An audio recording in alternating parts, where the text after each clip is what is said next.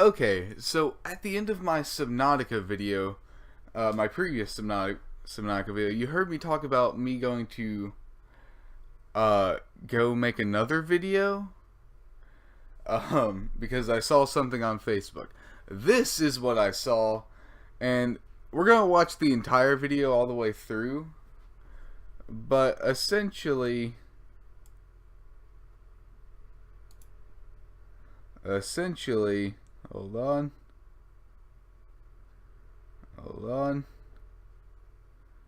fit to screen, there we go. Essentially, I'm merely going to critique or rant about the first part of the video. So let's get started on this, because this is some bullshit right here. One of the biggest problems with gaming on PCs is that you need a large PC, an expensive PC, and it needs a high-end graphics card. Every few years you're going to need to upgrade it, you're going to need to get new components, especially changing out that graphics card to be able to play new games. But what if there was a service that let you stream? Okay, so let's get this started off on a major issue. He said you need a high-end PC, you need an expensive PC, you need a high-end graphics card. It's gonna be expensive, and every few years you need to switch out components and blah blah blah. That is not necessarily true. I know of people who have a first generation i5 processor from Intel and are running with a NVIDIA GeForce GTX 670, and they're perfectly happy, complacent, you could say, with what their gaming performance is like. To game on PC, you do not need to spend $1,000+. Now, currently in the graphics card market and the DRAM market, just regular straight memory, it's currently high due to a shortage of memory chips that Samsung makes, and only Samsung makes. And there's cryptocurrency miners who are causing this shortage, as well as people from China wanting to play games like PlayerUnknown's Battlegrounds.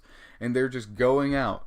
They're buying graphics cards, they're buying RAM out the wazoo. And it's really affected the graphics card and DRAM market. But that you cannot say that this market itself is like expensive, because it's not. Especially if you were playing on a console. Playing on a console nowadays, such as the PS4 and the Xbox One, we're not including the Nintendo Switch, because Nintendo is an actual legitimately somewhat good company. If you play on a PS4 or an Xbox One, you have to pay to play online. What games do you have to pay to play online PC? Let's think of one, World of Warcraft. Why? Because World of Warcraft funds itself. And so they need those subscriptions and so on and so forth, because they know that a lot of the things that you're going to buy as luxury items in the game, such as mounts, pets, and so on and so forth, those are expensive in themselves to some people. But in the long run, PC gaming is cheaper. If you go out, you spend $800 like I did on a gaming PC, which my PC does more than game. It records, it edits, it does all of this. My only limiting factor so far has been my utterly shite internet, because we have three ISPs where I live. There's Frontier, they're shit. There's Charter, They're better than Frontier. And then we have Kin 10 Wireless, or whatever they're called. And the only downside to them, even though they use fiber optic like internet lines that travel underground, the only downside to them is you are forced to have a phone and you are forced to have cable. That's it. But I chose to spend $800. I chose to buy everything new. Why? Because I wanted that security. But in the used market, there is plenty of money to save. And there's a lot of instances if you bought something like a used 980 Ti and an i7 and like an i7 4790K with a Z97 motherboard, 16 gigs of DDR3 RAM, and so on and so forth, you will have a better computer than I do. Why? The i7 is one of the best gaming processors ever. i7 is the number one. Like, an i7 from Intel is the number one consumer grade gaming processor. And an i7 4790K is not that old. It is actually, you could say, fairly recent. It's roughly 4 years old right now. 4 or 5. And with enough overclocking, plenty of cooling, and adding that 980 Ti, having all of these things, you've spent roughly, I don't know, maybe $800 like I did. You're getting a better gaming experience than I did buying everything new.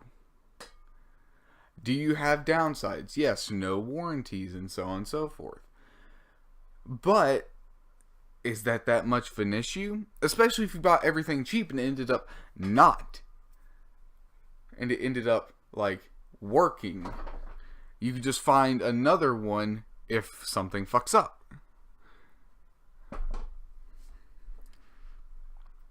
It is a myth, an absolute myth, that PC gaming is expensive. At this moment in time, whenever there is a cryptocurrency mining boom and games like PUBG have become popular in China and so many other countries, that there are people just going out and buying graphics cards just to play one game. These are the only instances where PC gaming can be expensive. And all you have to do is wait it out. That's it. That's what I'm having to do.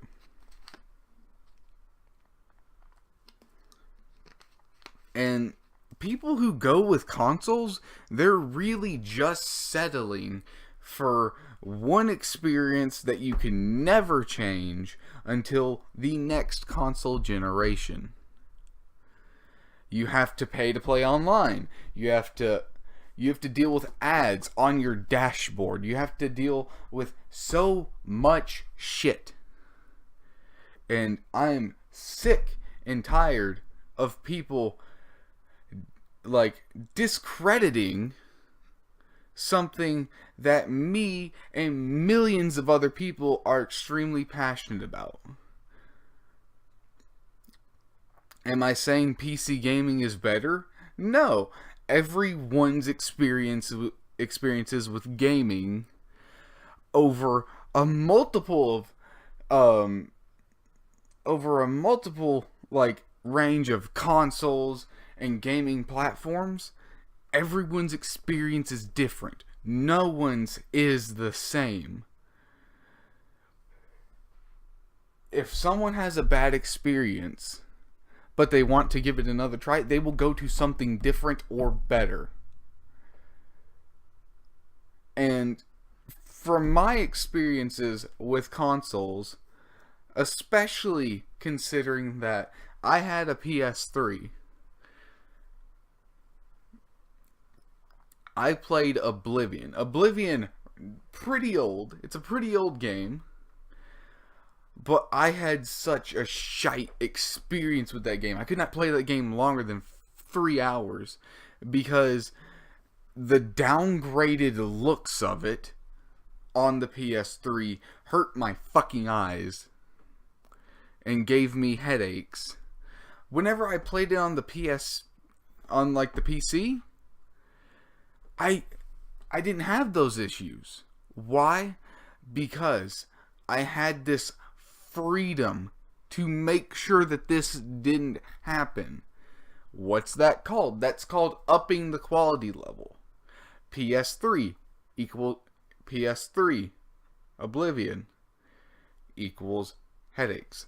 PC Oblivion equals amazingness.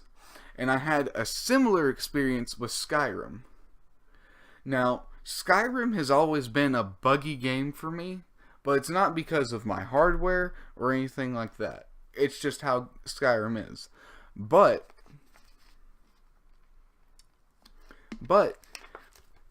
going and playing on the consoles, I had tons of freezes, I had game-breaking glitches, and so on and so forth.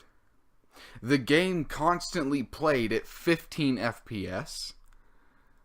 While whenever I play Skyrim on here, the only reason I have like glitches or anything of the sorts is solely for the fact that I have modded that game to high hell. Because before I modded, the game ran buttery smooth. It was just, come in my mouth, you know. This really frustrates me that people keep saying PC gaming is too expensive when it is not. It is similarly expensive to console gaming, and a lot of times it can be cheaper. It all depends on what you are willing to spend, what you are willing to buy, whether you are willing to buy new or used or refurbished.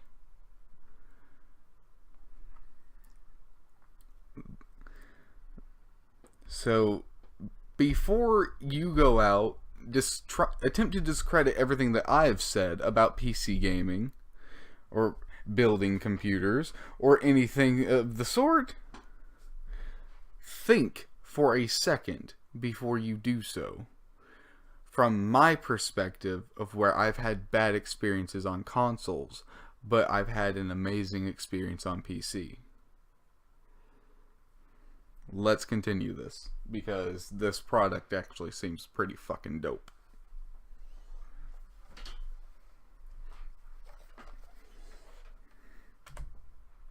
God damn it, why does the spacebar work? Games over the internet and get all the benefits of PC gaming all in a tiny little box like this. This service, Shadow from Blade, is totally different because you pay $35 a month, but you get unfettered access to their servers, to that Windows 10 PC in the cloud. It's pretty much an ideal way of doing this if you have the money to pay for it and you don't want to invest in buying your own gaming PC. The question right now though is, how well does it work? And does mobile and having access to games on an Android device or on a different Mac or a PC, does that mean that much more to you, and should you pay for it? So the perks of a subscription model like this is that it's supposed to get better over time, in theory. For a lot of gamers, those especially invested in PC gaming, you probably just want to keep buying your own hardware and investing in that machine. But for people who don't own their own PC or they're on the go a lot, this could be a really great solution to get into PC gaming. With a service like Shadow, it just gets better over time as the company behind it upgrades their server technology. Now that's super beneficial for people who don't necessarily want to invest all this time and effort in researching when to upgrade their PC, what parts to buy, and what games they can play with those new parts that they buy.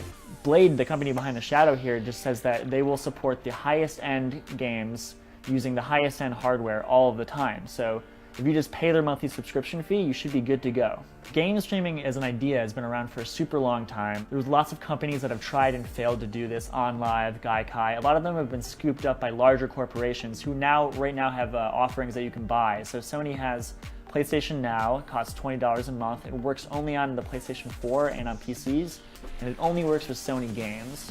There's also NVIDIA's GeForce Now. That's a beta service, but it only also works with a list of supported games. There's also Liquid Sky, but their pricing model is a little bit different, where that's only $20 a month, but you rent server time, so you only get 80 hours per month for that $20. So yes, the service is more expensive than the other current offerings out there, but you do get benefits that we haven't really seen before.